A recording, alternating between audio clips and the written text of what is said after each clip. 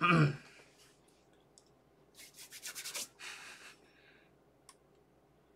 actually live? We are live. Okay. Had to make sure. All right. Cool. We're good. Hey, guys. Let's get ready to do it. Hey, everyone. Welcome to the Nintendo Prime Podcast, episode 76.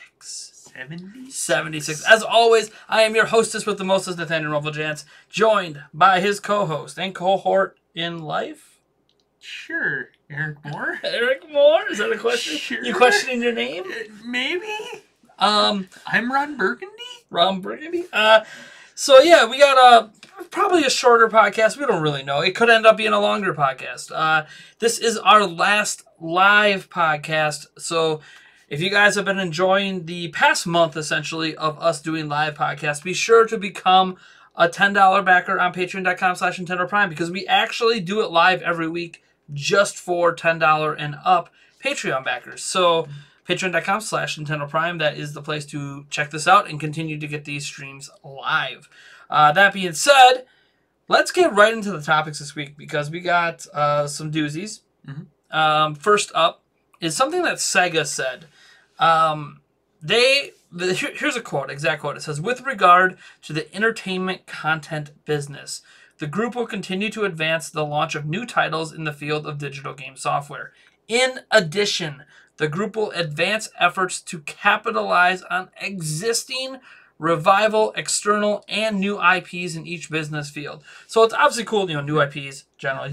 We could take a zillion guesses at what they mean by that. Right. But the revival aspect is what I want to key in on. Interesting. That is what we also hope Nintendo will do, Yeah, reviving old IPs. What SEGA IPs do we want to see come back that are not currently being made? Like, obviously Sonic is still actively being made. Right. Whether or not you want to argue Sonic's good anymore. No. What is there any that pops off in your mind? I do have a little list as a refresher. I know, I do see that. Trying to think of any off the top of my head that I can think of. Well, sometimes we forget, like as an example, I forgot that SEGA were the people that published Super Monkey Ball. Yeah, interesting. Yeah, I love Super Monkey Ball. I see it on your list. Why the heck not get Super Monkey Ball back? Yeah, I know, right? I don't know. That's one for me, for sure. On the list there, Crazy Taxi was always fun. Oh, Crazy Taxi, the game that basically defines Dreamcast. Yeah, right. I know it ended up getting ported to other systems and arcades and stuff, but still, it was like, that was the game. If you owned a Dreamcast, you owned Crazy Taxi. That fun game. The one that pops off to me, if I'm being completely serious here, is I would like to see either a Skies of Arcadia remastered or a sequel. It might be too long for a sequel, or they could reboot it. I love JRPGs. I love turn-based JRPGs, and I really like Skies of Arcadia. I don't know. I mean, I don't want to spoil it for people who haven't played it, because Skies of Arcadia is excellent. Oh, it's fantastic. They did bring it over to GameCube, so it is one of those games that you could kind of sort of hope, if GameCube ever comes to a virtual console-like thing, that they bring Skies of Arcadia over. But I really, really love Skies of Arcadia. It is probably the only SEGA-based JRPG that I've ever beaten and wanted to beat because of how good it was. Skies of Arcadia is so good. And as I said, it did technically appear on the Nintendo platform, so I feel like that's a relevant one. Obviously, so was Super Monkey Ball. I wrote down a few other ones that stood out to me. The Knights series we haven't seen in forever. Jet Set Radio, Panzer Dragon. Just some nice old SEGA IPs that we just haven't seen in a while. See, you're trying to look up and see if there's any more. Yeah. I know they also make the Total War series. That's still around. That still is on PC. Just bring it over to Switch. Yeah, it'd be cool to see it on Switch, but... Streets of Rage. Streets of Rage, okay. I think. Yeah. Like, that's about it. Like, SEGA... The thing for me, why this topic's a little difficult, is SEGA was not a huge part of my childhood. Right, me either. I mean, I ended up... You had a Game Gear, and I had a Genesis. Yeah. But, like, a lot of the games I remember playing beyond Sonic were not games made by SEGA. Aladdin on Game Gear. For me, that was on SNES. But either way. Right. I played a lot of Rampart. Again, not a SEGA game. So, there is a lot of games. I'm just glancing at the chat here, for people that You know, someone mentioned Mackenzie Peters mentioned the Billy Hatcher series. I've never even played that game. Yeah. First time I've even heard of it. Yeah. Dragoon. Okay, it's another good one. Another good one.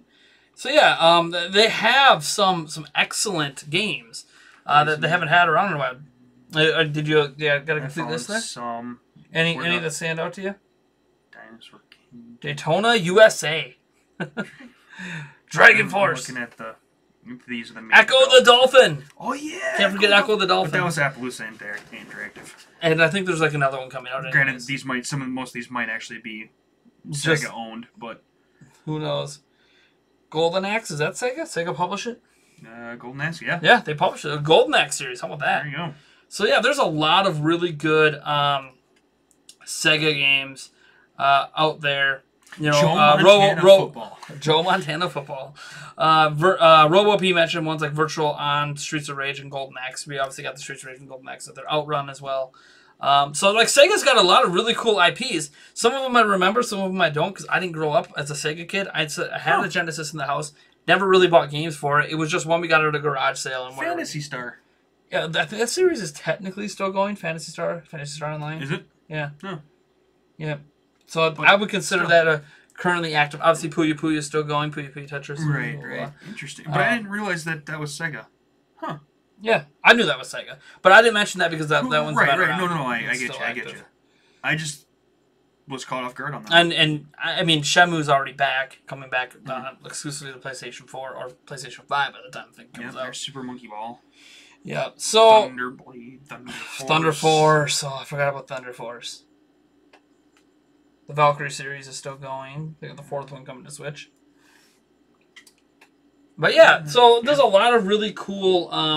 Zaxxon. Yeah, there's a lot of really cool Sega games I'd like to see come back. I think this is like just an interesting thing to talk about. Not because I don't have a ton of fond memories. I mean, I have really fond memories of Skies of Arcadia and Super Monkey Ball. Yeah. Other ones I've dabbled in a bit, but it's more so the fact that Sega is openly admitting they want to revive content. That's fantastic. That's what I like. I'm excited for that, though. Like, just because Nintendo, can you come out and say, hey, we're actually interested in reviving? Like, you have all these characters in Smash Bros. How about some of those IPs you revive and bring back? Get games for? Yeah. Like, right. F-Zero. Yeah, right.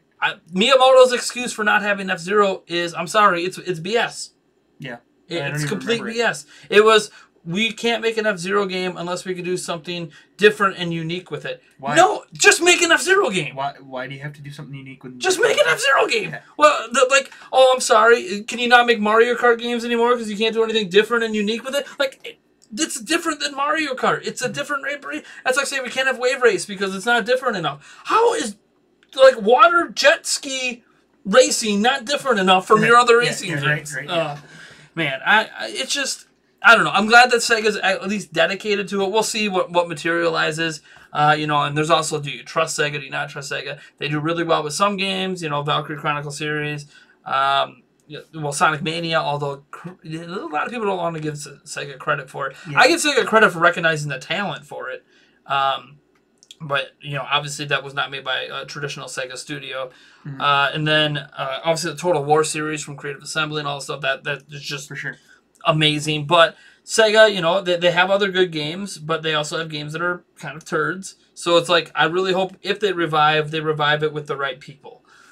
Any of these games, like all of them, bring them all back. I'm all for like a lot of these games are from Sega's heyday, right? Like when they were a console manufacturer. So yeah. No, you know what needs to be revived? What? Aladdin and Lion King.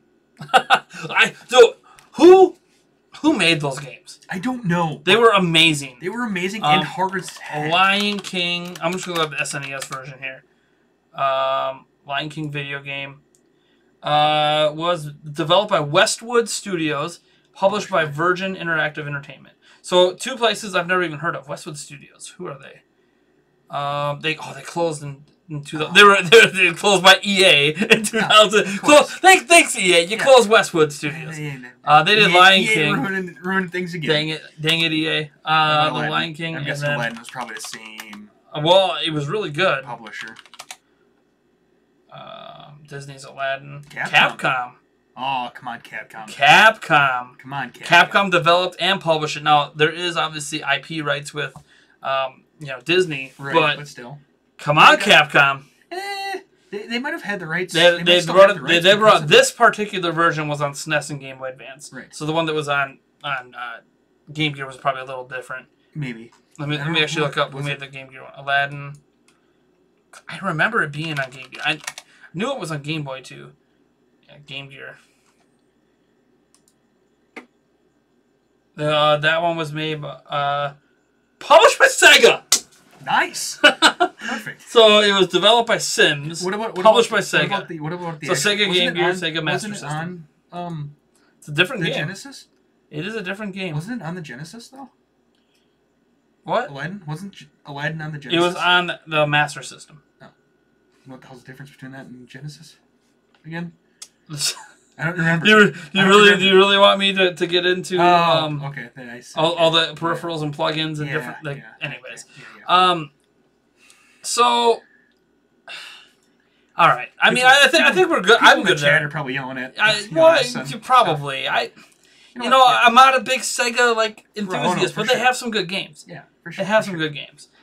It's all EA ruining your childhood. Since the 90s. Ironically enough, I have Madden 19 loaded on my PC right in front of me. EA game. There's things I still like about EA games I still like, but staring at us. Closing Studios is definitely not foreign. They were doing it all the way back then as well. Closing My Studio, who made one of my favorite SNES games. Mm-hmm. Anyways, so I guess that's it. Like pick one. If there's one Sega game you want to come back, just even off this list, Skies of Arcadia, easily. I mean, it's such hands down. It's the best. I mean, Crazy Taxi's good. That list right there is really good. Sure, but Skies of Arcadia was Skies of Arcadia ridiculously good. Phenomenal. I'm so glad it came to GameCube because I didn't have a Game Gear. Like, I'm so glad. It's such a good game. I know a lot of people, a lot of Nintendo fans probably recognize Super Monkey Ball a bit more because that was all over Nintendo systems for a little while. But, man, like, Skies of Arcadia, to me, it is practically a masterpiece. Like, thinking back on it, I have a hard time thinking of a flaw for the game at the time. Right. Sure, there's probably better games today, but that's why it can come back, remaster it, or reboot it, or something. Nowadays, people look at it, it's got crappy graphics. Yeah, right. Well, not everything's about graphics, guys. Just bring it back. Yeah.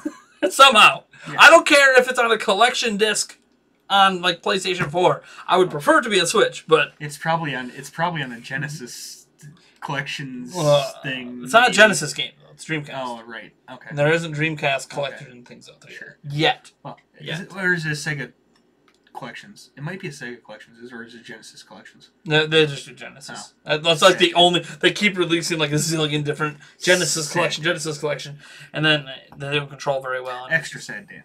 Anyways, I did have Echo the Dolphin.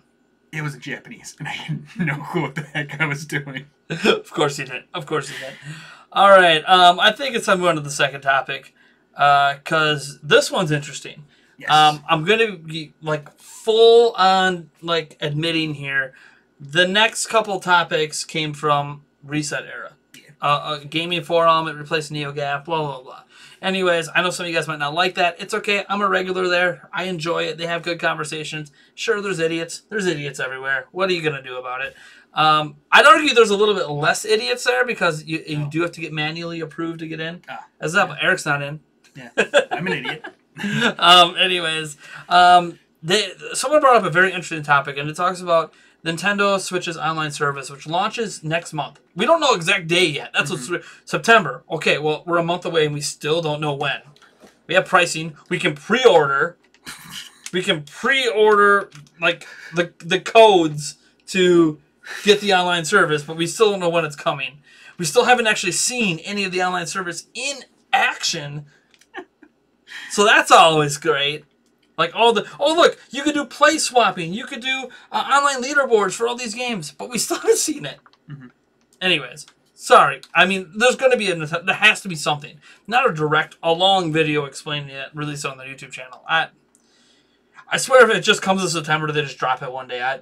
It'd be a very Nintendo thing to do, and that would just make me mad. Because a lot of people already are like, why? No one likes having to pay money to play games online Mm-hmm. that you already bought. Mm-hmm. When we already have to pay for our internet. Mm-hmm. Most people anyways.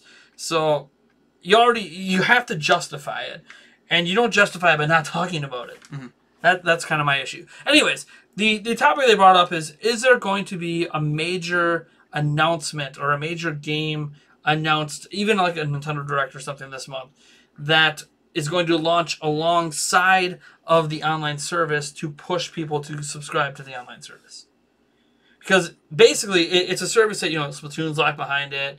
Smash is going to be locked behind, but Smash doesn't come out till December. Right. Pretty much all of Nintendo's online games are going to be locked behind it. Right. So, is there an online game they could announce and launch that would, or should they even do that? No, I think they should, but I don't. What do you think would do? I don't really do? know, because I think we know most of the games that are coming out with them. Well, it would be. That's why I said it would be we're a surprise already a month announcement. It would be a surprise But even announcement. then, we're already a month away. I know. It's just one of those things where it's like, yeah, by the way, in like 3 weeks you can get this, and we didn't even tell you about it. Yeah. Now, Nintendo doesn't do that, to be fair, but they've also never had a paid online service, so first time for everything. By the way, it's funny, when I read major in it, like, to me, what major means might mean something different to other people.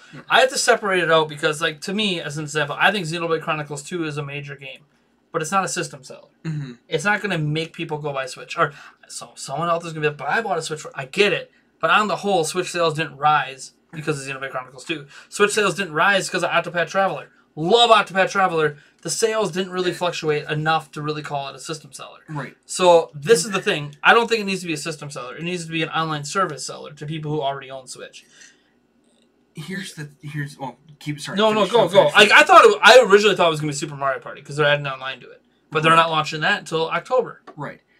So, see, the thing is I don't know if there's a game to sell it. It's the thing. Well, you're gonna be if you play Splatoon, you play Mario Kart online. Exactly, You're you gonna have to buy it anyways. Or you might just stop playing the games. Or you might stop to playing protest games. it. Right, but the thing is I don't really see anything. It's either you're gonna have to buy it or you're not gonna buy it. It's one of those things that I don't know what game could be announced that all of a sudden, I have to buy this, so now I have to buy the online system. Well, I was going to buy the online system anyways because I'm playing Splatoon 2. Yeah. See, that's the thing. For what this question actually says, major to sell it, I'm thinking the online service. Yeah, it's to sell the online service. It has to be a title that everyone wants to play that's multiplayer. And behind the online wall, obviously. Well, yeah, the online multiplayer behind the wall. Like, I kept thinking, that's why I said Mario Party adding online features could be that game, especially if it ends up being one of the best Mario Party games. But it's not. It's in October. It's already got a release date. So I don't know. I mean, the major game to me would have been Smash, but Smash is in December. Right. That would have pushed it. Mario Kart would have pushed it. Splatoon would have pushed it. Already got. Pokemon I mean, Mario Kart. 9 could. You just get surprised out of nowhere, but I doubt that. I doubt they it too. just released DLC. Yeah, they just did little updates for Mario Kart 8. So I don't think Mario Kart 9 is happening now, anyways. Or even I personally don't think we even need Mario Kart 9 this generation. But that's a topic for another time. I look at it as I think what would sort of, because this is major announcement, right? So maybe it doesn't need to be a particular game. Right. Maybe the announcement needs to be about their virtual console replacement. Mm-hmm. It needs to be, yes, we have 20 NES games at launch. Every week we'll be releasing 5 more. And in every single month moving forward, we're going to add a new system to the platform. So in October, we're going to start doing SNES games. In December or November or whatever, we'll start doing N64. Mm-hmm. In December, we'll hit Game Boy. And they keep doing that. And they also say, by summer next year, GameCube games will be on this service. Right. Yeah, something like that would be a major announcement. People would be like, ooh. Now, would they jump in right away? I don't know. But maybe they would, just knowing that they're going to build up. They're just going to rebuild the Virtual Console library with the online features, with the swap play, up to GameCube. Right. That would be huge. Yeah. People have been waiting for that. When are we going to get GameCube Virtual Console? We've gotten N64 to death. We've gotten SNES and NES to death, plus the classic systems.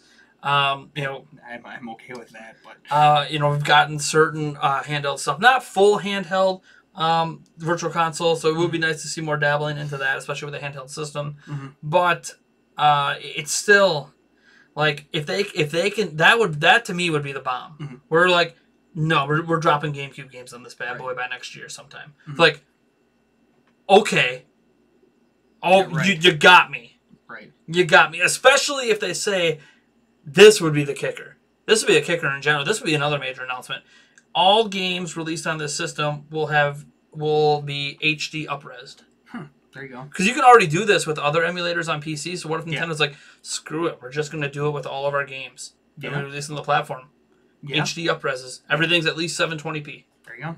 That would be a nice selling point. Then yes, that would be, yes, I can see. But a game... Because you're like $20 a year, and I'm going to get all of these classic games with the new features and HD up-resed? That would be a major announcement. Oh, man.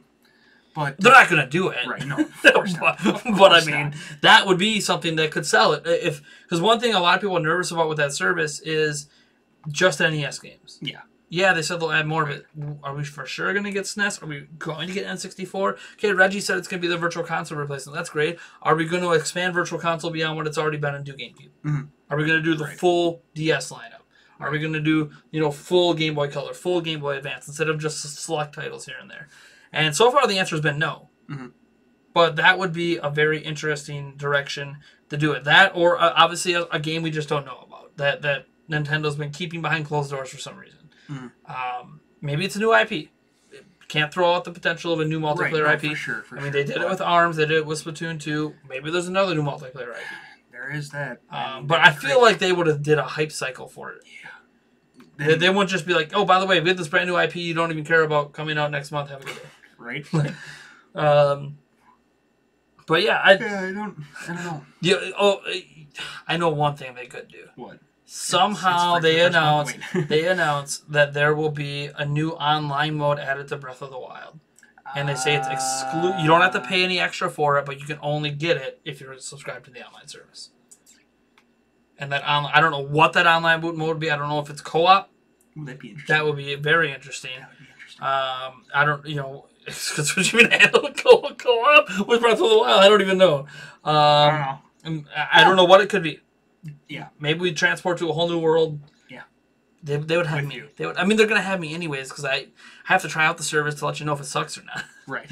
Right. But I don't know. It's interesting. One other thing about the service that I kind of heard, possibly, I don't know if it was from you or if it was something that I just read, but there was a rumor going around that Fortnite might not even be behind the paywall. Yeah. So the free-to-play games. Yeah. So what happened is when you go in the eShop, you can go look at multiplayer. Look at the description of multiplayer games. On some of them, I can't remember exactly what it says, but it says something about online service required or whatever. Mm-hmm. And then when you go to Fortnite or you go to Paladins, the free version of it, they don't have that listed. So it could either be they haven't been updated with it yet, or Nintendo's not going to make free-to-play games behind. Like they're basically saying, "You're free to play. We're not going to make people have to pay to play you." That would defeat the purpose of free-to-play. Right. Look at UPS. So that would, but again, we don't have. So we technically don't have this. That's why you said rumor. We technically we can see it in the eShop, but that doesn't mean that it can't change tomorrow. Like we don't know. We really don't. That's the That's my primary issue with the online system is Nintendo. Let's have a heart-to-heart right now, man. You need to start being more transparent about something you expect millions of people to pay money for in a month. Yes. You should have been transparent about this stuff last year. And we could talk about, they told us about this, they told us about that, but they never expanded upon it. Yeah. Just like Nintendo, you're about the charges for online, but why don't we have Netflix, YouTube, Amazon Prime, and any other streaming service? Why are we waiting for Rainway? They put videos up of the Rainway app working on Switch, but they're like, yeah, we're waiting on a Nintendo. Why? What's the holdup? But remember, I know you maybe. Yeah, we're supposed to talk to them. I know you don't want to throw these companies under the bus, and I understand that. But it's one of those. It only reflects poorly on you. Yeah, that's the thing. When these services are on everything else, the only common denominator preventing them is you. Mm-hmm. So tell us what's going on. Tell us what's going on with those services. Tell us what's going on with your online service. Address the fact that we can't message people yet.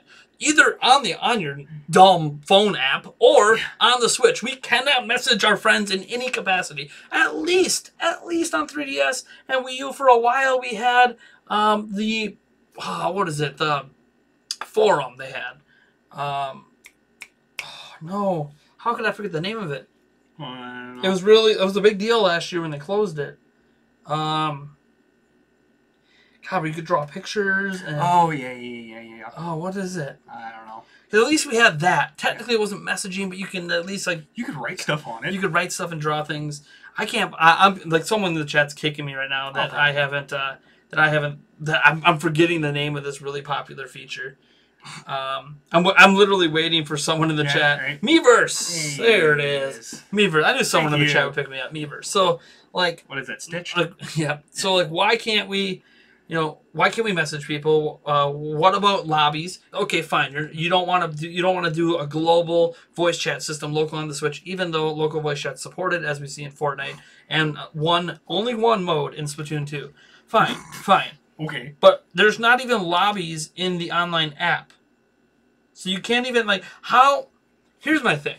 You have... I thought that was the selling point of the app, was that you could create lobbies with your friends. No. Selling point was that you could have voice chat with your friends. Oh. You have to create the group in Splatoon, in the game, then go over to the app, have the app connect to the game, see you're all in a group, then it connects everyone together. You can't just connect on the app and be like, hey guys, let's all play Splatoon 2. So this is the problem. My brain hurts. This is the problem with the app. Because the app is disconnected from the Switch, basically entirely. My brain hurts. Basically entirely. Wow. It makes no sense. Because if I just turn on my Switch and I'm just kind of browsing and all of a sudden I get a call on my Switch from someone. I'm like, hey, how's it going? Hey, and then we get into a group and then we're like, hey, look, we both have Splatoon 2. You want to play a game? Sure. And we just select Splatoon 2 and we just go into a match. Right. Why can't it be something as simple as that? I don't know. But that's just not the way it is. That's not how it works. And that's the thing. They have yet to explain what this Nintendo Switch online app on our phone is supposed to do beyond what it already does. They haven't even told us it's going to add other games into it. Like, nice. Nintendo's lack of transparency on something they expect us to... I get it's not a lot of money. $20 a year, even cheaper if you do the family plan and you have enough people for the family plan. You know, you max it out, I think it ends up being $7 per person per year. Like, that's great. It's amazing. It's awesome. Eric and I are probably going to do that to save money because I think the family plan is $35. Otherwise, it's $20 separately. We save $5 just with us. Yeah. And that's not including if we get other friends involved. So, it's nice. It's sweet. But outside of the 20 NES games, outside of being forced to pay for it to play online, what the hell is this service? Yeah, are you just... I mean, is there games? Have we figured out if there's games? Like, what do you mean? Games and stuff like that? There's the 20 NES games we know about. Oh, okay, for sure. Well, they haven't announced all 20. That's another thing. We still don't know the full roster. Okay. Yet. I mean, that's fine. I think we know 10 or 11 of them. I don't really have a problem with that one as long as we know... I mean, we know that that's a thing. I don't... Yeah. I'm fine but we've known that since they announced it. Okay. I guess I really didn't know that part, but... Yeah, so, like, we didn't know which games. Right. Now we know some of them. We still don't know. Which is fine. Like I said, I'm okay with them releasing over time.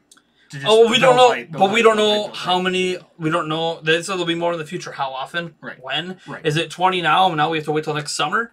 Like there's such a lack of trans. And you go to the website. The website looks nice, and it's got all these nice graphics, these nice visuals, and even a nice FAQ. The FAQ doesn't have answers to any of the most common questions. Mm-hmm. The FAQ is just a bunch of BS. Mm-hmm.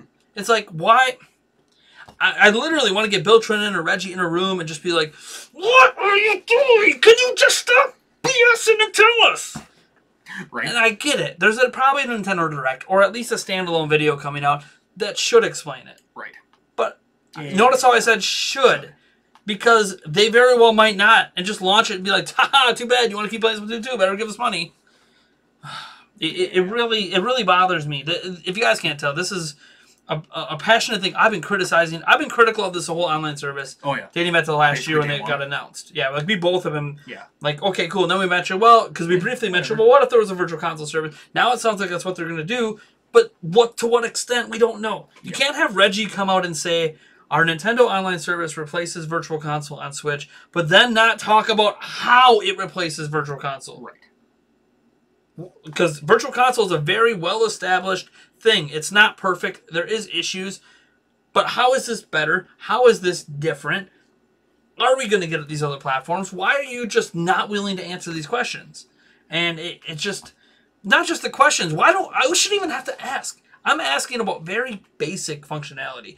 Is there going to be a web browser? Yeah. Right. People might say, why do we need a web browser? It's a tablet. Yep. What do you mean, why do we need a web browser? Yeah. Let me tell you why we need a web browser. You say you want to check all of your gold points or your platinum points. You can't do that on Switch. You have to log in through a web browser and go to your Nintendo Online account, or the My Nintendo thing they call it, to see what your platinum points are. To see what, you want to take some surveys? You have to go to a separate device on your phone or your computer to do that. You can't do any of it locally on Switch. Oh, you want me to do a survey? You know the best way to get surveys for Super Mario Odyssey? You want to know what people think about it? Let them take it through their Switch. You can't do it. Through the game. You could put a news update about, hey, take this optional survey if you own this game, and then you click on it, and it can open in a web browser on your Switch, and you can just take the survey. Oh my God, it's mind blown. Or do an actual app. So don't give me this BS about how they don't need a web browser. It's not necessarily a need. It's user convenience. They can do it through an app.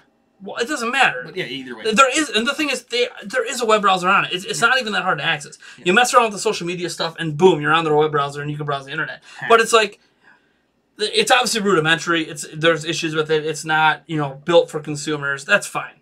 I get it. But that's the thing. They should have one out that's built for it. And is that going to be behind the online service? Oh, of course it is. Probably. Because why do you need to access online if you don't have online services? you act like I'm watch in the future. Your news feed updates won't even update unless you're an active online subscriber. Yeah, honestly. Even though that's an advertising, that's literally advertising, but you have to pay to be advertised to. Wouldn't that be funny? But here's the thing. I just don't think it's just transparency. It's an issue.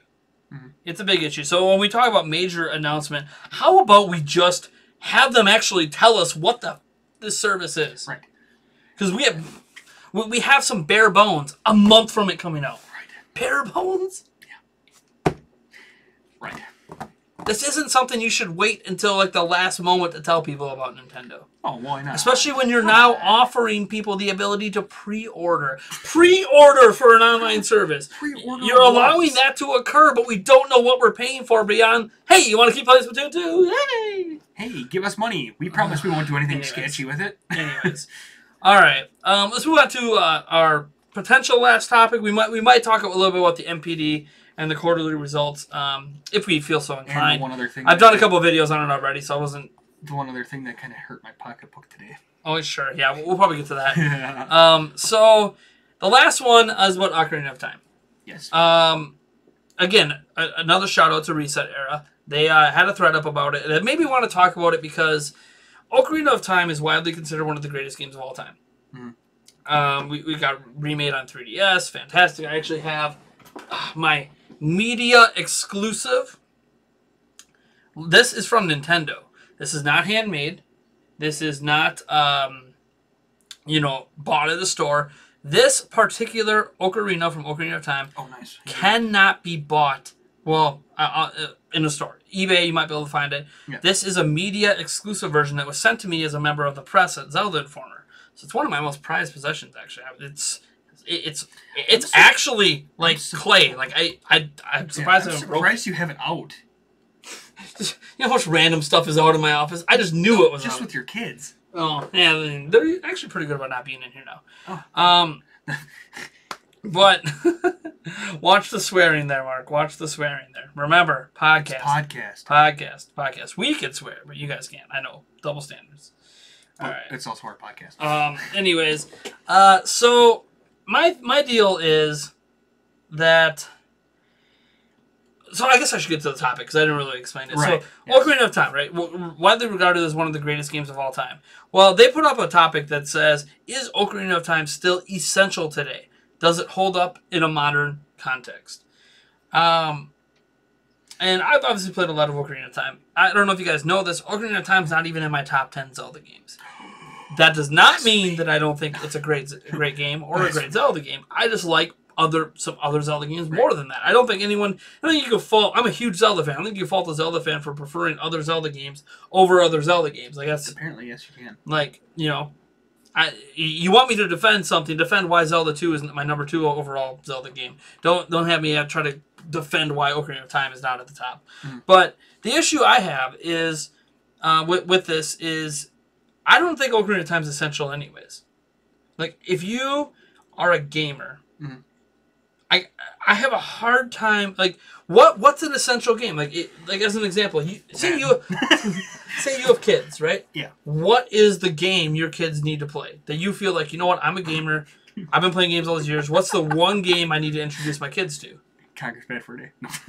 Sorry, I'm okay. No, it's fine if they're old enough. Yeah, no.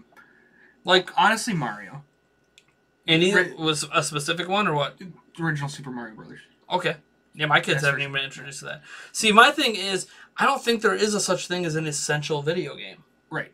Even for first-time gamers or long-time gamers, I don't think there is such a thing as essential. Ocarina of Time, to me, not just because I ranked it lower than some other people, but it's never been essential. Breath of the Wild is my favorite game of all time. I still don't think that's essential that people need to play it. My kids don't ever need to play Breath of the Wild. It won't bother me. Honestly, play it? No. See it? Yes. I don't even need to see it. Because here's my thing. And this is just my general viewpoint on gaming. Everyone's into you play what you want to play. Well, everyone's into different things. Right. If you really love gacha games on your smartphone, then why the hell do you need to play Ocarina of Time? Why the hell do you need to play Breath of the Wild? Why do you even need to know about Last of Us or anything? Like, you don't. You're perfectly happy in that realm you're in. Right. My kids love Mario. Love it to death. But if they didn't like Mario and they like something else, does that make Mario games not essential for them anymore? Yes, it absolutely does. Like, it's... I don't think it's essential. Now, does it hold up? We get into that to a moment. But do you think it's essential? What do you think they even mean by this? By saying it's essential? I think there are essential games within series. I don't even agree with that. But sure. Give your argument for that. Like Mario. I still think anybody who loves Mario should actually play the original. Just to get to see the basis where it comes from, where how things built over time. But why? Why do they need to do that? I'm like say someone the first ever Mario game, like for my kids, I think their first was probably Odyssey. I'm trying to think about it. Melody might have touched New Super Mario Brothers U, but Odyssey was really the big exposure for my kids to Mario. Why do my kids playing that game need to go back and play a game that is completely different than what Mario is today?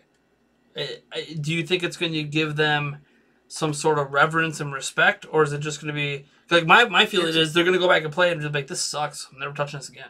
That's a possibility. Why did people play Mario back then? I mean, that's a definite possibility, but it's always nice to go back and see where things have come from. Well, do we say that because that's where we came from? That's probably true. Because I look at it as, say, my kids hate all Zelda games but love Breath of the Wild.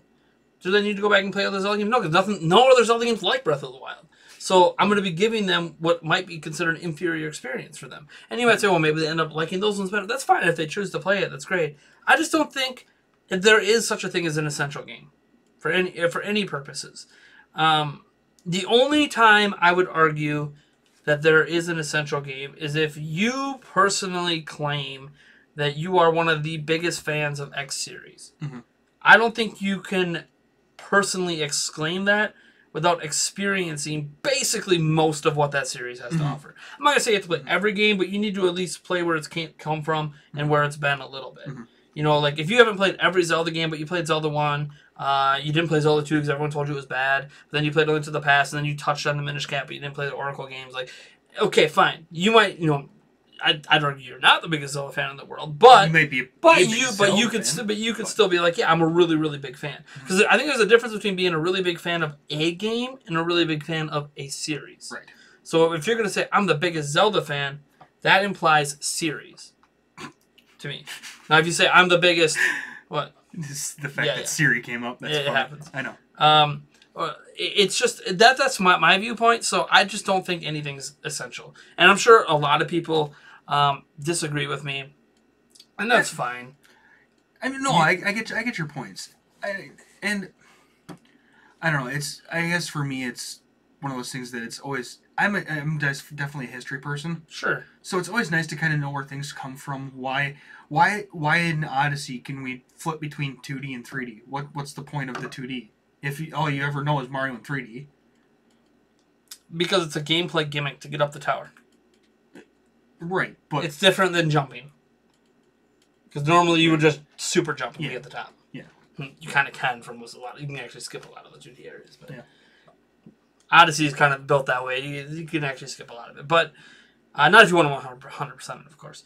I think it's one of those that if they did that, though, let's say they played Odyssey and they did those 2D sections, well, they've already experienced history then. Mhm.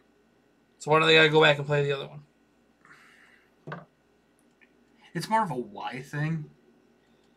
Sure. Like, why did they include this 2D? It Well, makes, I think it that might make no sense to them. people why that have they a do it. mentality like you, I think it makes sense to go back and play some of those games, like Ocarina of Time, even, because history buff. You are curious about why things are the way they are, what led to this. Mhm. But not everyone's like that.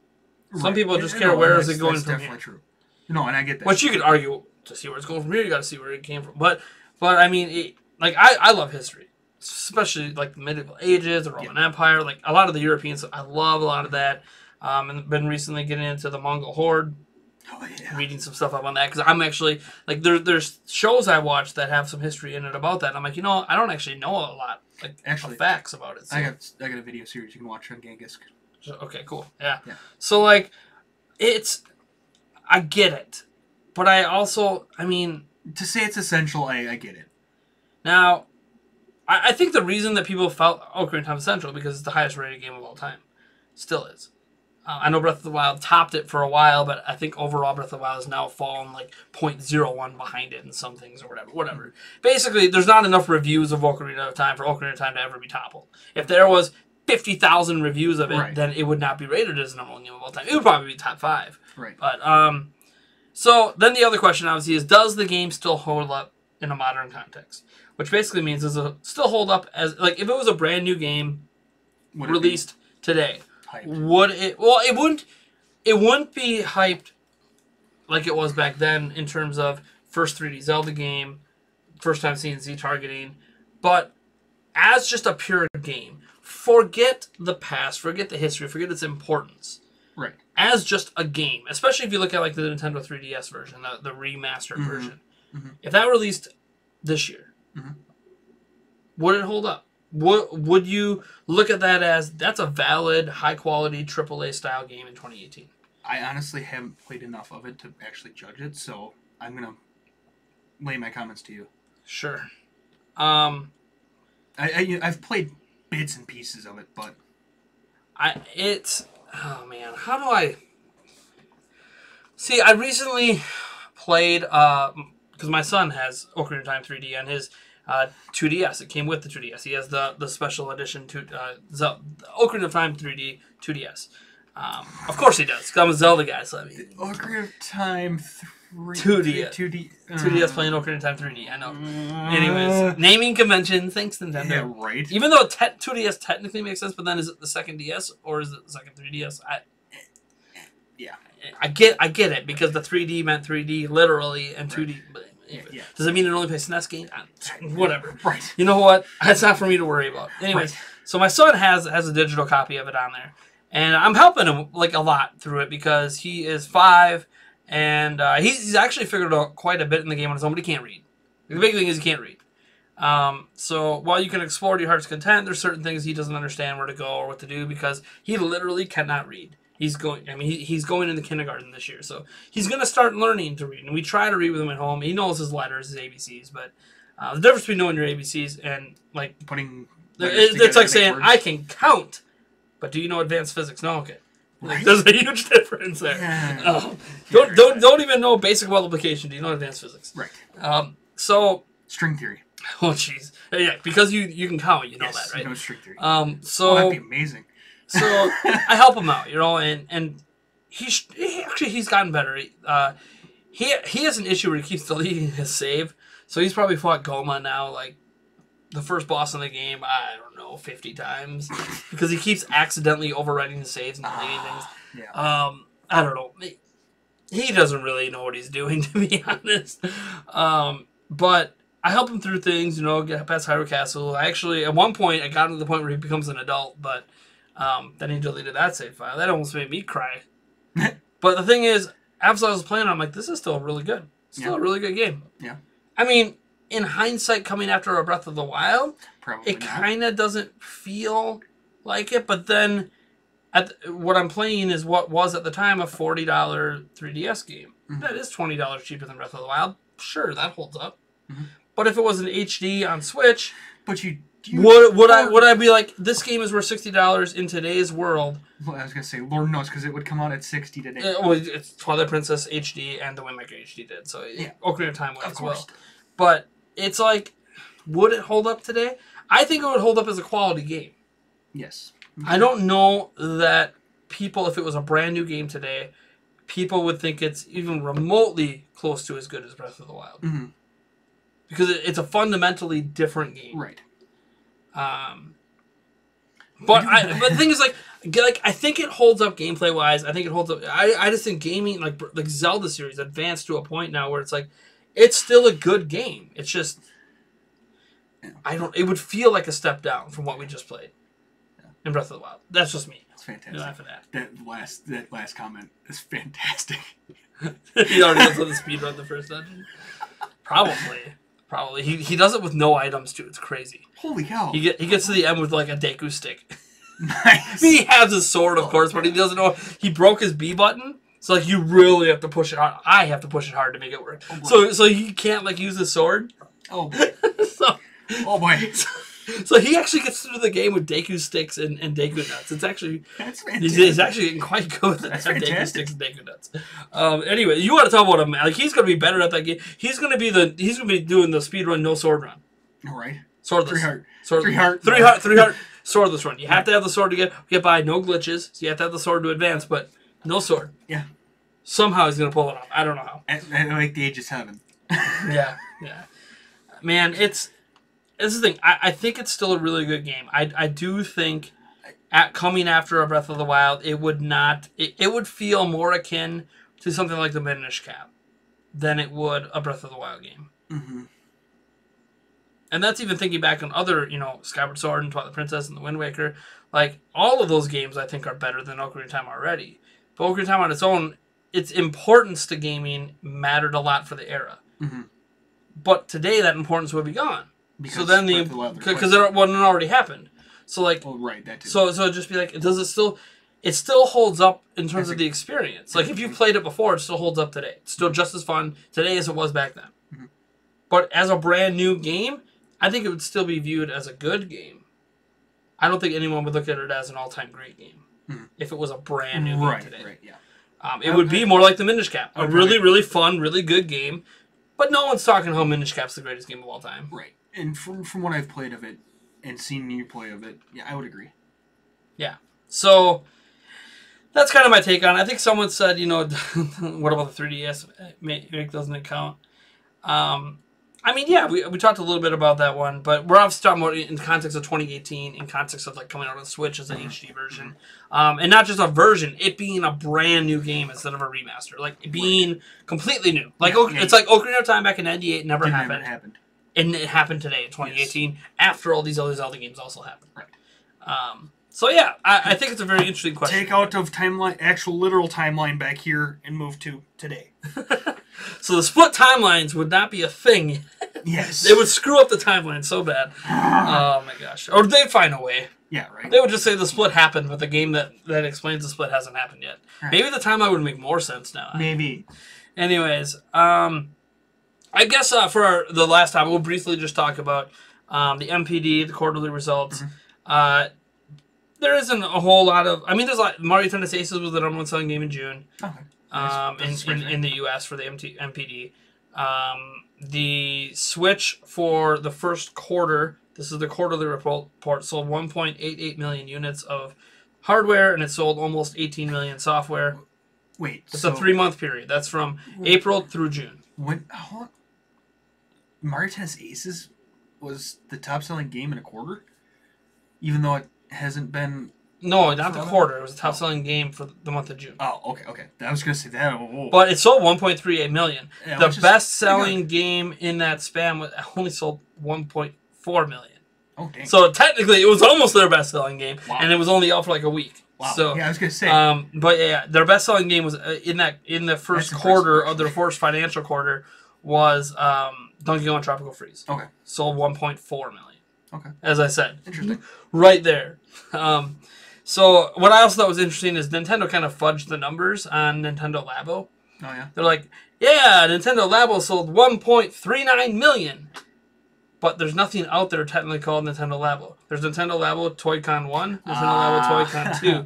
So they combine the sales of the kits to make it look like it sold really well. And really, probably neither of them sold over 1 million. And a lot of people that bought one bought the other. Yeah. So that happened.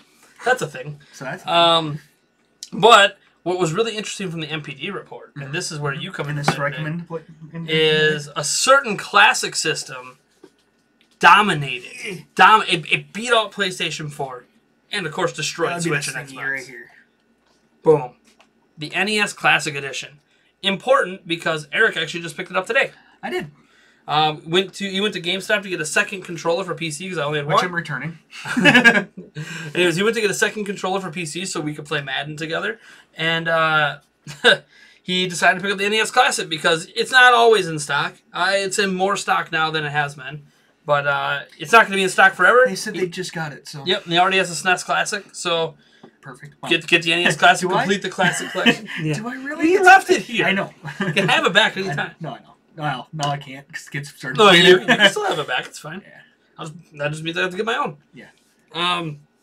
So, yeah, it's the number one selling. We didn't get any numbers because, of course, MPD doesn't give numbers anymore. Nintendo didn't give numbers, so it's the best selling.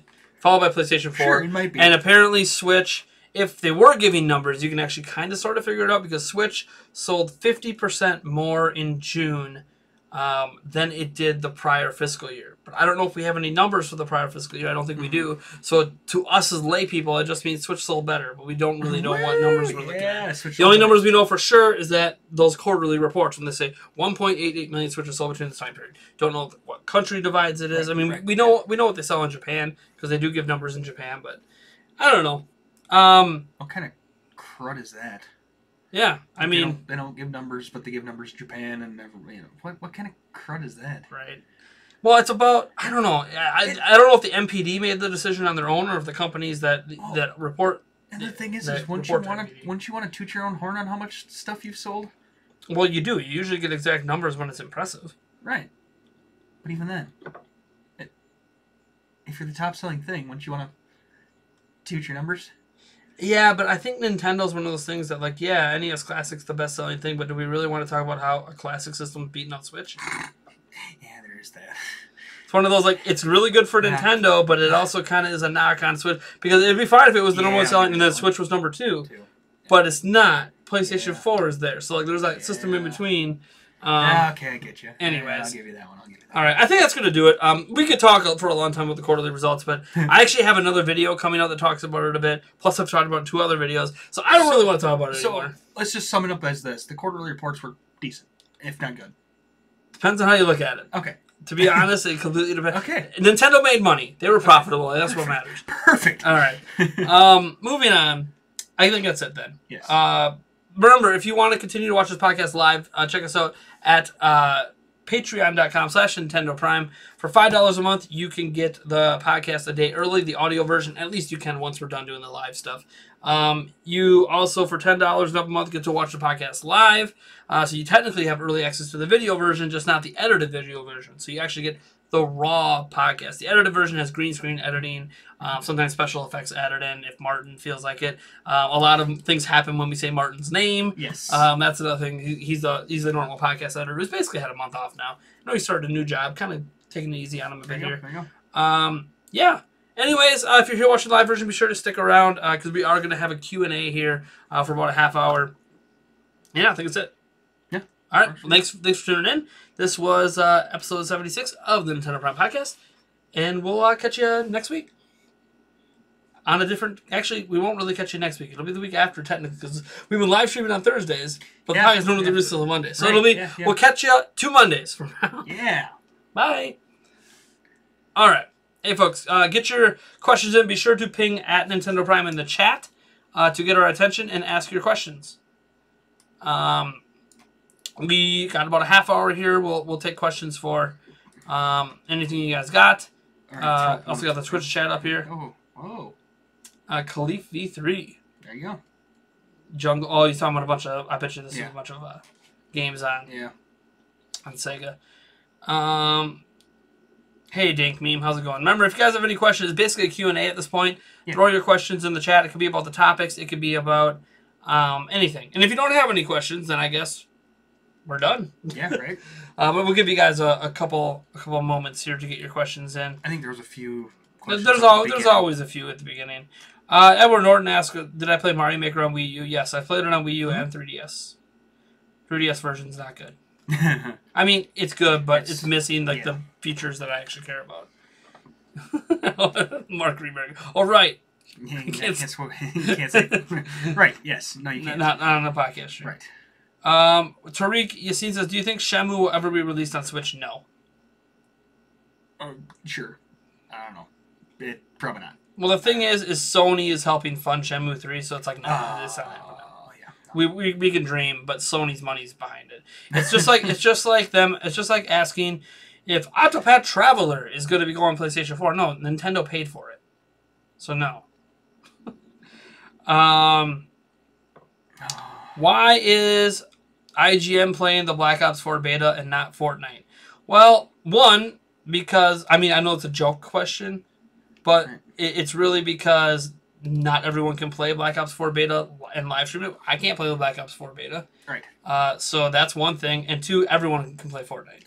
So it's like they can play and stream something for you that not everyone can versus something everyone can. It makes a whole So it's one of those, why wouldn't they do that? Plus, regardless of campaign, not having a campaign, Call of Duty is one of the best-selling games every single year. So they're going to cover it. Until it stops selling, why wouldn't they cover it? Big Tasty says, can Nintendo borrow Conker's Bad Fur Day from Microsoft? I wish. I don't know that Nintendo wants to, but Microsoft has been very open to borrowing the characters they have for Smash. But in terms of borrowing the IP to make a new one, or I think at most would be Microsoft and Nintendo coming to an agreement to allow Conker's Bad Fur Day, Banjo-Kazooie to be Virtual Console N64. I could see Microsoft maybe allowing that if they get a commission off those games. Right. But I don't think you're ever going to see another Banjo or any of the Xbox exclusive ones coming to Nintendo. That makes me a sad panda. Sucks. Unless they buy Rare back, which they're not going to buy Rare back. So, Skull Terrace case says, did you try the Skull & Co. grip case? I do not own the Skull & Co. grip case, so no. There you go. Sweet Life of Deal Rando, did you ever play any Kingdom Hearts games? 1.5 Remix, I think, on DS? I did not. Or was it the Dream one? It was one of the handheld ones I played. I honestly don't remember much of it. I was really confused by the story, which is the thing that happens in Kingdom Hearts when you don't play them all from the beginning. Yeah. I haven't played 1 and 2. That's Bring all those games to Switch. That would make me happy. 1, 2, 3, and everything in between. But it's not going to happen. Yes. DJ Raviesta says, are you going to be getting Monster Hunter Generations Ultimate this month? I'd love to hunt with you at some point if you do. Eric, are you? I've tried playing Monster Hunter games before, and I just kind of lose interest. Yeah, I think you're someone that would have liked the Monster Hunter World one that was built for Western gamers. Yeah. Versus the ones that they have in Japan. I could definitely see the appeal to it. But Monster Hunter World is completely different. I don't know. Yeah. So it's more like an RPG. I know my friend Chris is really into Monster Hunter. And it's just it's a good game. It's just I don't know. To answer your question directly, no. I played the hell of it on 3DS. I don't really have a reason to play it again. It's kind of like when they did this before too, when they would like make the Wii version of a 3DS one or a DS one, or they would make a or PSP or whatever, and they would then do the Wii U version of it. It's like why would I I understand in generations they've actually made it so you can port over all your data, so you don't have to lose any of the gear you've earned on the 3DS version. But it's still one of those things that's like, but why would I want to play again? I've already like played the hell out of it. Now, if you love Monster Hunter, that's great, but it's like I'd rather just get a new Monster Hunter. Mm-hmm. Right. So I have no interest in Generations Ultimate. Bulbasaur says, but Shenmue 1 and 2 Remastered are coming to Xbox One, PS4, and PC this year. Sure. Those ones might. Sure. And I guarantee you Shenmue 3 might eventually go to those platforms as well, especially PC. PS4, Sony has no issue with games going to the PC. So it's one of those things that because there is fan funding for it, they might be able to argue. The reality is that Shenmue has never been a franchise on Nintendo systems, so they're not going to bring it to Nintendo systems. There's actually, I think, a higher chance that Shenmue 3 could eventually come to Xbox and PC. Eventually. I don't know when, but eventually. Skells81 says, would you like Zombies Ate My Neighbors? Yeah. Is she remix? Absolutely. I've never played Heck it. So. Yeah. So. It's a fantastic game. Well, there you go. You got a heck yeah and a I've never played. Bulbasaur says, do you think Shadow the Hedgehog or any new Sonic rep could come to Smash as an Echo character or a new character? No. No? No. I can see it's an Echo. They just haven't... They don't... Like, for third-party games, it's just one character. That's all you get. Mm-hmm. So, I don't see them changing their policy on that to, yeah, let's just start treating the Sonic franchise like it's a Nintendo game. Like, gotta remember about Smash, guys. It's a Nintendo game. The primary purpose is to smash together Nintendo IPs. It's cool they bring in, or have been able to bring in some third-party Japanese games, but you're only getting one character. Mm-hmm. Like, they don't want to overload it with extra characters from those third-party games, because that's not what Smash's focus is. So, that's just like saying, should Miss Pac-Man be in there because Pac-Man's in there? Like, as an Echo character, sure, but does it really matter? Yeah, I know, sure. You just do it as a skin of Pac-Man. They might have even did it as a skin of Pac-Man. I don't even remember. Actually, they might have. I don't even remember, to be honest. I didn't really play with Pac-Man much, so.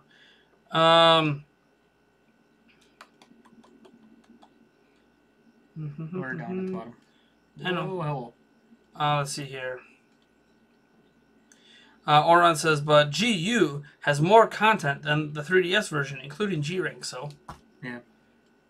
The point is, it's not a new game. That's just like saying, man, we, like in Majora's Mask 3D, man, we added a fishing pond. It has content that's not in the original Majora's Mask. It doesn't make me want to play the game anymore than I already did. Like, yeah, I bought Majora's Mask 3D and I played the hell out of it, but the thing is, I'm not like that guy with Monster Hunter. I'm not like, I live and breathe Monster Hunter. I live and breathe Zelda. I don't live and breathe Monster Hunter. So it's like, yes, I sunk, 100, I think 160 something hours into the 3DS version. I don't really want to do that again. If I'm going to do that again, I want it to be all new. Not just, oh, this one thing or these couple things are new. Like, no. I want it to be a completely new game from start to finish. Mm-hmm. Mm-hmm. That's just the way I am. I just have no will or desire to replay a game like that. I don't even replay games mostly in general, but just no desire to do that. I did play the demo of Monster Hunter for Switch just to see, like, yeah, it's an HD 3DS game. Yeah, there you go. So, Trivial says, so the 3DS got a stability update and hackers are in panic mode. Any thoughts? I didn't know hackers were on panic mode, so I don't have any thoughts. Oh, yeah, I mean...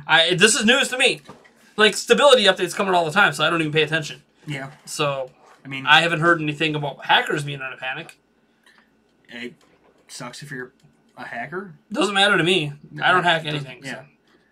At least not system-wise. But then again, I mean, hackers can be bad. Tariq Yaslin says, do you think we'll ever get a Phoenix Wright game on Switch? Well, yeah. Yeah. It's going to happen. It's going to happen. It's just going to be... You gotta remember, Switch is a young platform. Give it a little bit. A lot of these companies that were making 3DS games were still making 3DS games. Give them a little bit, but it'll be on Switch. It'll be on Switch in 2019, 2020. Yeah, Borderlands 2 can come to Switch. Borderlands 2 can come to Switch. Will it come to Switch? Yeah. Different. It's not going to. It's not going to. I don't know. It's a 2K game, so yeah, it's a possibility. Is it NBA? No. Then it's not coming. No, I know. Is it a wrestling game? Oh wait, did we ever actually? They tried that. It didn't go well. Let's see here. What? Where were you talking about Zelda Ocarina of Time? I missed it. You'll have to go back and rewatch the podcast later, man. We had a whole section on it. Bulbasaur says, I think Sonic is the most deserving of more reps. He has been in the most Smash games out of any third parties. And he's even had a game series with Mario. I understand that. There was the collab series with Mario and Sonic and Mario and Sonic in the Olympics. Mm-hmm. I understand that, but it's still a third-party character. I put it this way. If they do an Echo or a new character for Sonic in this game, but don't do it for any of the other third-party characters in the game, or the third-party games they already have in the game, then it's bullshit, because it means they're giving preference to Sega. Right. I honestly think for third-party relations alone, Nintendo cannot do that. Mm-hmm. It would show favoritism. And I understand that you could argue the favoritism exists because of the crossover game, but it's a crossover game. Right. That's like saying they've done two Muso crossover games. So now we should give credence to the Muso games and start bringing over a bunch of Dynasty Warrior characters. Right. No, I get you. No, how well did the Mario and Sonic series do? It was a decent seller. Yeah. I never cared about it. I didn't think the mini games. It was an interesting concept, but I never really played it. I wanted it because I wanted it to be a replacement for track and field, but it really wasn't. Yeah.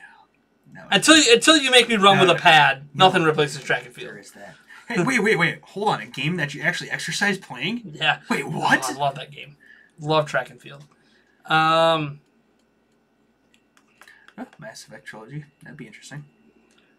Alonzo Vine says, "Do that rumor about a direct happening tomorrow will turn out to be true?" No. We'd already know by now. Nintendo does not announce Nintendo Directs the same day. They always give you at least 24 hours notice. So the fact that it hasn't already been announced is no. There's literally a rumor out there right now for every single day of August having a Nintendo Direct. I'm not even kidding. Go to 4chan.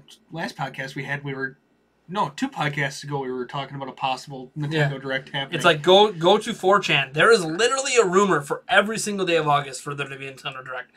Let me tell you, none of them are true. Even if a Nintendo Direct happens, it's not because they were true. People are just guessing and trying to drive hype for no reason. Eventually you're going to be right. Eventually, yeah, but you'll be wrong on everything else. Hey, it only matters if you're right the one time. The one time on the one day. Even if you were wrong 50 other times. That's you got the one news. Because all those other guesses are fake news, man. Fake news. Let's see here. You're right about Shadow. My dream is for every third party to get an Echo, but it's not going to happen. Yeah, it's just not. Right. I would rather them focus on getting a new third party game in there, represented. I would love to see them honestly come to the West and get a Western character in there. They've never done it. It's every third party character has been added from a Japanese company and a Japanese IP. I would love to see a West. You could even use a Japanese company that makes games in the West and just happens to have a studio that makes Western games. I would even like to see that. Like just something. I would like to see just Sakurai and the Smash team acknowledge that gaming history isn't just in Japan. Right. They don't even do it for Nintendo characters. Every single Nintendo character added as well are from their Japanese-based Nintendo games. Whoops. So that happened. Right. Let's see here. I want a new Switch game tomorrow, but I'm undecided if you should get Crash Bandicoot for Switch or Code of Princess. I think it's XE or something like that. What do you think? Personally, I like Code of Princess more than I like Crash Bandicoot, but some people might like Crash Bandicoot more than Code of Princess. There's that. It's about personal. They're completely different games. So like a platformer versus an RPG. Basically, what is Code of Princess? Like they're completely different games. So it's. But It'd be different if you were asking, like, should I get Crash or should I wait for Spyro Reignited? That's different. And I would probably say Spyro. Because, again, it's not me hating on Crash. Just, I always felt playing Crash games that the controls felt clunky. And they still feel clunky to me on Switch. When you're used to playing silky smooth Mario games, it's like, not really into it. Some people are going to love it, especially for nostalgia reasons. I totally get that. They added new content. I totally get that. But I just never really enjoyed Crash. So it's hard for me to suggest it from my own personal experience. But it doesn't mean it won't be great for you. Right. Banjo-Kazooie. Just as an example. Of I was Conquer, I just as an example. I was thinking about that earlier when you said that, and I was like, James Bond from GoldenEye, just as an example. That'd be interesting. Not quite sure how you'd do that one, but, hey, why not? I don't know. They could put a Pierce Brosnan guy in there. Golden Gun. Make it work. That's his thing, his Golden Gun shot. His Golden Gun would be, that would be his special. His Smash Ball. Smash Ball, yeah. One shot. Bye. I would love to see Shantae in Smash since she has been with Nintendo for a long time. Again. Yeah. Bulbasaur. Shovel Knight. So people ask for Shovel Knight in Smash too, but it's like, again, Western Studios, Nintendo just doesn't do it. Yeah. It would take Sakurai not being in charge, I think, for us to see Western things in there. And someday that'll happen if and when he ever retires or unfortunately dies. I don't really want to think about that, and I don't want to think about a Smash game without Sakurai, but it's still one of those, Sakurai's making all the roster decisions. Mm-hmm. So he has a direct pattern with how he makes these decisions. It's just not going to happen. Right. I think Goku is kind of deserving for a spot because he's popularized anime games, and it would be funny for people to react to him coming over Waluigi. It would be funny.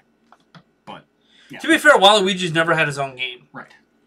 Like, that's in that of itself a reason that, like, a lot of the secondary characters that are brought over from Nintendo games, unless it's like, Zelda, Ganondorf kind of thing, like, they all have at least starring or leading roles in a lot of games. Right. Whereas Waluigi doesn't have a starring or leading role in any game. We could talk about Mario Tennis Aces, Smash. but he's a co-pilot villain in that one. Yeah. So... they couldn't even let him just be the main villain. Anyways. I also wish Banjo was in the OG Smash, just so he would have to come because everyone is here. Yep. Yeah, wouldn't that have been great? That would have been the best, the only time that it could happen. But again, they weren't doing third-party characters back then. And technically, while it was considered a Nintendo game, Nintendo didn't own the IP. So, and they didn't even represent all the Nintendo games in that first one, of course. Right. Was it 8 slots? The first one? Or was it 16? I can't remember. It wasn't very many. 12? Was it 12? I know there's some unlockables. But yeah. 12 or 14, I think. I don't even remember, to be honest. God. You figure I should. I know. Right? We had on the Smash Cast. We went through this. What was the original roster of Smash? That was the one where whatchamacallit came in late. Came in late. Yeah. It was She Says. She Says comes in late. He's just like, hey. You guys talk about the original Smash roster? I got you. Blah. Let me know if you want help. I'm like, I don't even know. You go, blah, blah, blah. And then he forgot it. Right. It's like, it's not as easy as you think. Right. You think of all these obvious ones. You're like, I remember this from my childhood. And then you're like, oh, wait, there was these other ones I never played that are also on the roster. Anyways.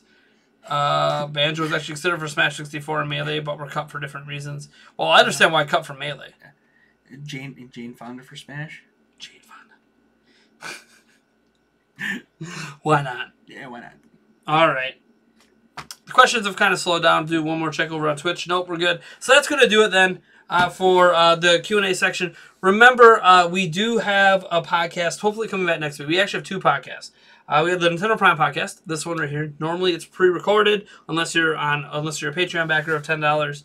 And yeah, you can always catch that on usually on Mondays. The audio version to Patreon backers, $5 and up on Sundays. Otherwise, our second podcast is actually very similar to the way this podcast was done in terms of being live. We are live to the public. It's Friday nights instead of Thursdays. There is a Q&A built at the end. We don't have a cutoff point where we're like, yeah, thanks for joining us. Boom, and then we take a break and then get into the Q&A. That's for the audio purpose reasons.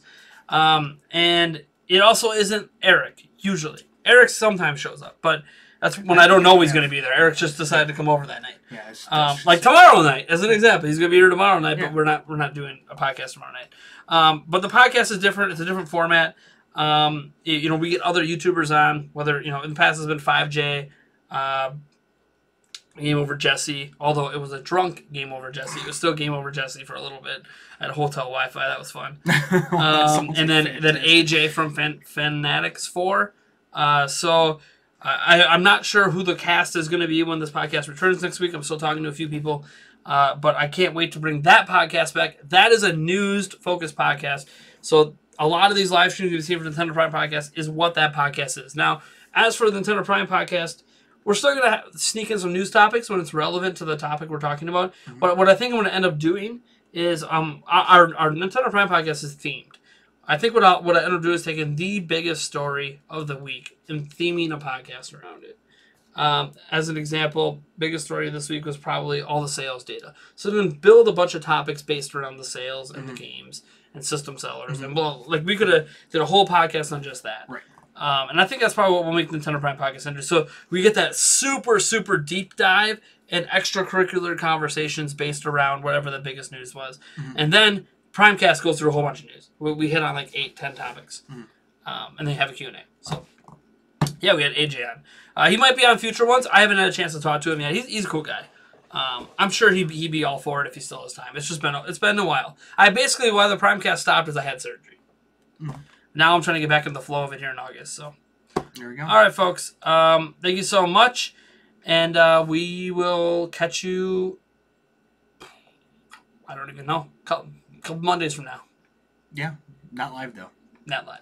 Well, unless if you are $10 and up, backer up, Patreon.com/Prime, you can catch us next Thursday live. Right. All right. Peace out. Later. I know we're still here. I can't hit the end stream.